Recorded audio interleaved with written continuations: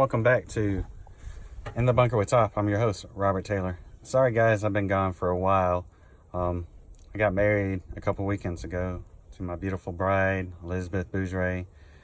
Made me happier than I can ever imagine. She's so sweet, beautiful soul, beautiful face.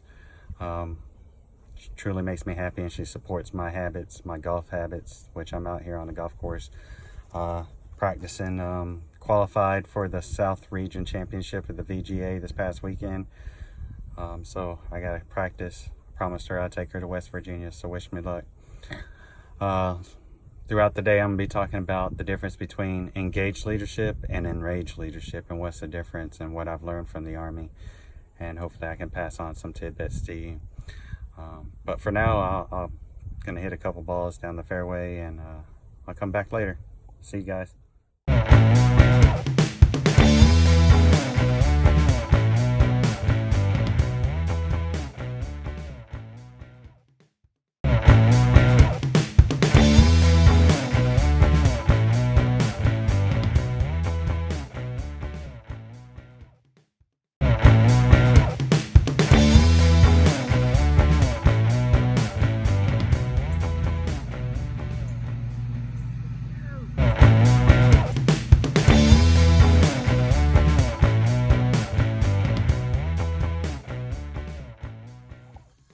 So what's the difference between engaged leadership and enraged leadership? Long story short, engaged leadership, your organization, your troops know that you care about them. You're engaged in their everyday life, not checking on them, being mom and dad per se, but you're there for them. They know that they can come to you with any of their problems, and you know, you're there as a caring figure for them. Enraged leadership is like those leaders, particularly in the Army, where it's a knee-jerk reaction. If someone does something wrong, that they just, like mass punishment wise, you sit there, punish the group. They don't build trust in your subordinates, and there lies the problems. Like you will get more discipline issues, more problems from soldiers, subordinates, people in your organization when you do stuff like that. For example, someone gets in trouble, you punish the masses. You have them mass call in, because you want to set example. You're setting the wrong example. The example you need to set is from the leadership position, not making that person or that particular soldier feel bad for whatever they did.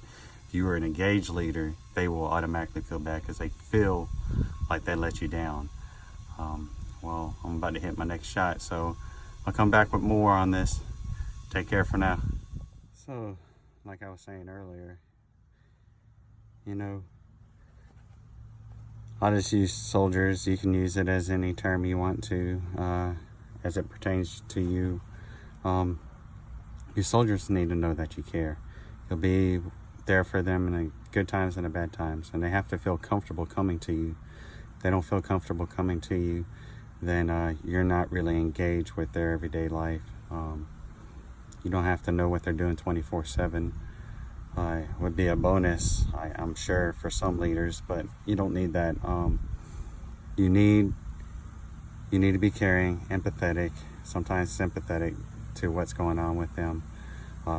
Most of these leaders forget that they were once soldiers. They were once these junior kids that would do stupid stuff. Sometimes we have to go back into their shoes and think of what we did back then and how good our leadership was back then. The majority of times we all say, oh, I'm not going to be like that NCO whenever I get promoted, but we turn exactly how we didn't want to be. It's not about yelling. It's sometimes talking, sitting down with them. You can't be a pushover, but you can't be Joseph Stalin either. You need to be there for them.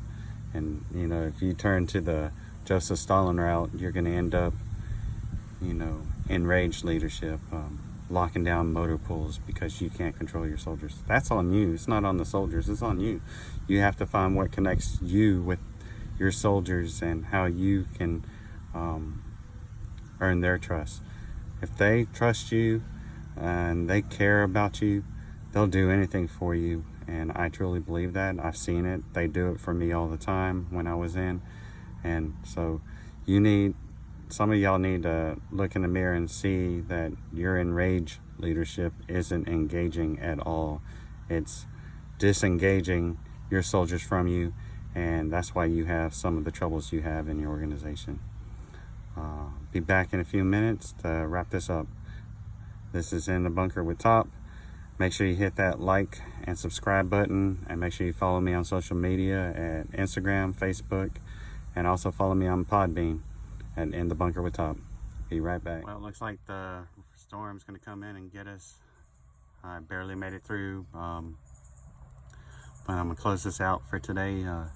Just make sure that you're taking care of your soldiers, your subordinates, your co-workers, everyone.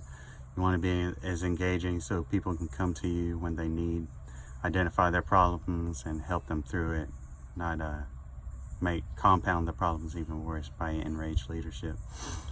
Make sure you take the time to decompress before you engage any of those conversations that you might have to have with your soldiers or your subordinates. Take the time to listen to their side. Sometimes their side is BS, but you need to at least give them the opportunity, and you'll earn their trust and respect. Till next time, see you at next formation. Top signing off the net.